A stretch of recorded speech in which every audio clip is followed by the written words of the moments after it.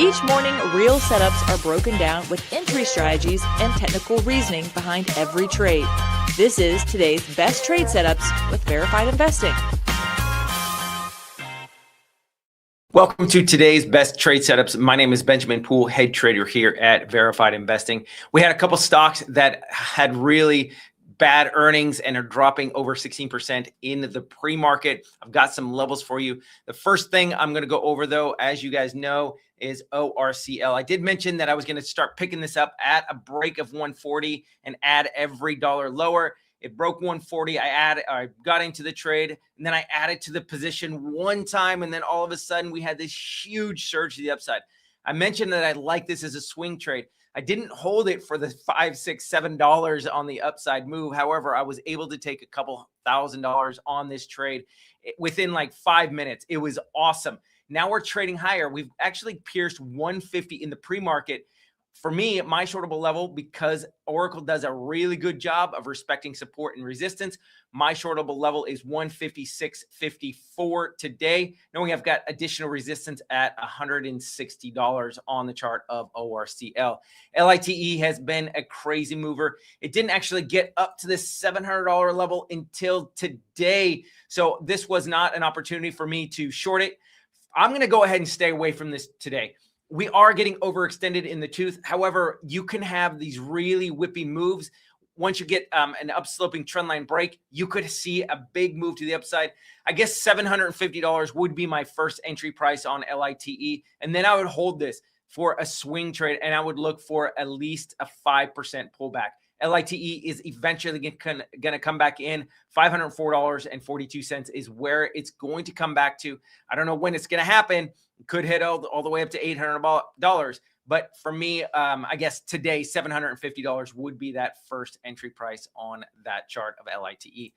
SPY, trading a little bit higher in the pre-market session. As you can see, I still have my resistance. If it gets up to $697.11, this is still where I'm going to short this thing.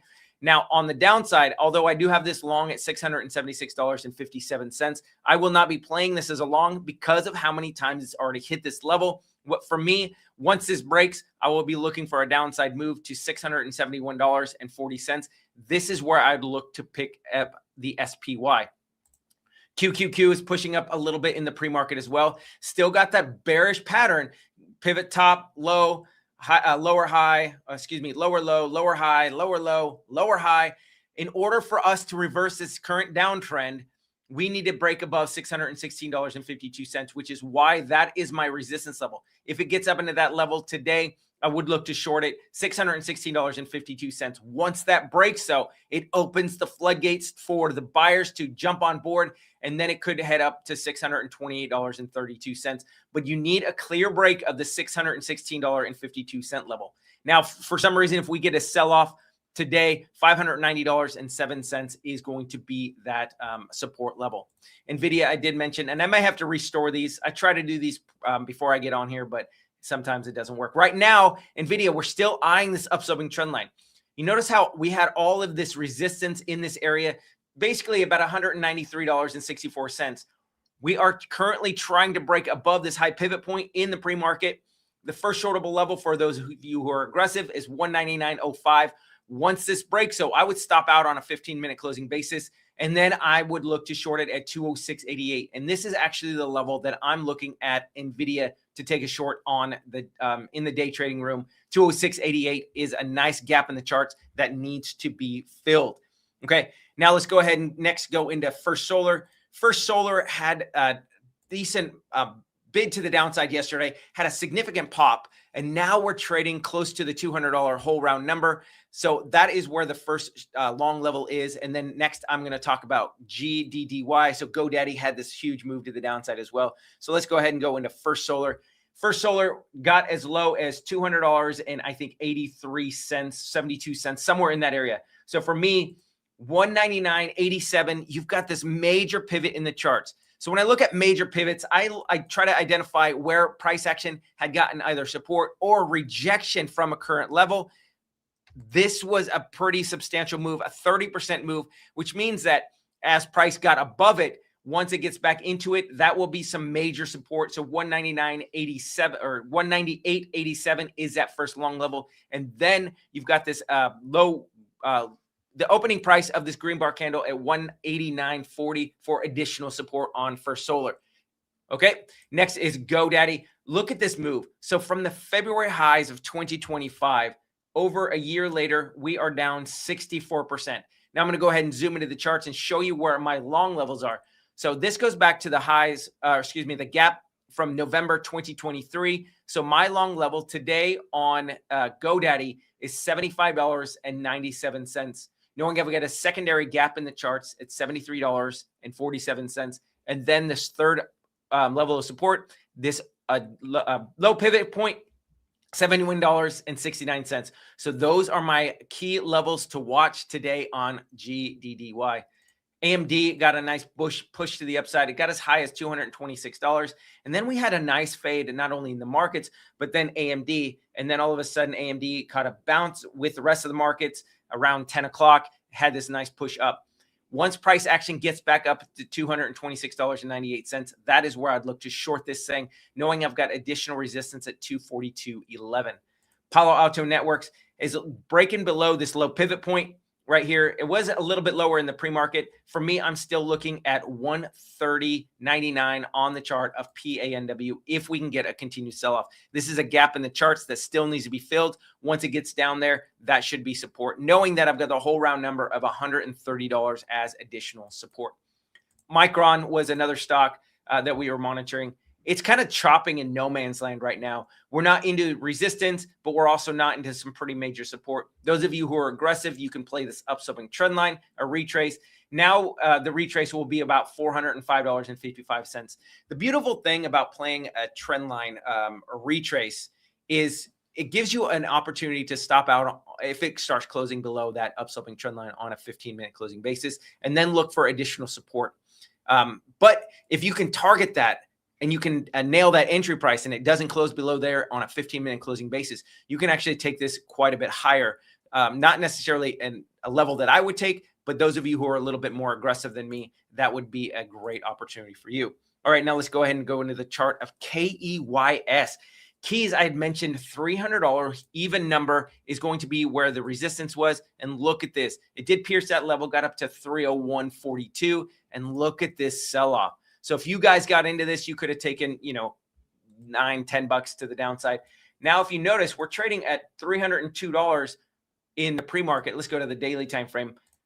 I don't have any levels above this. So what we got to do is take a look at what price action has done in the past. And because this was such a big move to the upside, 23%, I would say that it could potentially have another 10% move to the upside. So if you're looking at entering KEYS, I would look at the $330.31 level for an initial entry, maybe a 1/10 position, knowing that for me, $350 whole round number would be that max upside on KEYS. And those of you who are even a little bit more aggressive than that, you could start a bid or a short position at a pierce of $325 and just dollar cost average every $3 to $5 higher. Whirlpool is getting a little bit more of a bid to the downside today. Had a nice sell-off. I'm still targeting the $64 level on the chart of WHR. And then Novo Nordisk. NVO is trading below that low support level that I mentioned yesterday, $37.91. This is going to be a solid support level for NVO. And then if you zoom out in the charts and show you what the chart looks like, this is the major support that I was mentioning. We haven't gotten a bid off of that level yet because the volume is pretty low. For me, this could be a great entry price, but I'm actually going to eye this $37.10 level. That's going to be an additional 2% move to the downside. For a day trade, that's where I'm looking to get in now that we're below this low pivot. So more aggressive traders, that's $37.91 level. Basically where price action is currently sitting would be a great opportunity for a potential day trade. Not necessarily a swing trade, but definitely a day trade. Okay, UPST was a stock that somebody in the comments requested. So I'm eyeing this low pivot point at $20.98, knowing that I've got additional support. $20.98 is that first level support. If it closes below that on a 15-minute closing basis, then I would stop out of the trade. Ultimately, you've got this major gap in the charts that goes back to the highs, or excuse me, this gap from the 9th of May, 2023 at $14.13. This is where I'd start picking this up, not only for a day trade today, but also a swing trade. I don't think it's happening today. That would be a pretty substantial move, over a 30% move to the downside from this particular level. However, those of you who are interested in UPST, this is your support level. If it can drop down from $28 basically to this $20.98 level. Okay. You do have this gap in the charts right here at 23.69. So if you wanted to play a Pierce of $24, that'd be fine too.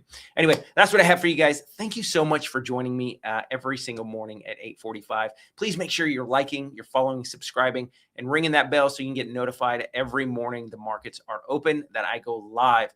And then make sure you're sharing with your friends. You want to make sure that they're making money alongside of you, because this is some great information and it's all free for you guys. So I really appreciate all the comments you guys have for me. Gareth Soloway is going to be going live in less than 4 minutes. And you guys don't want to miss his analysis and what he's going to go over in the charts. You guys have a great rest of your day. Take care.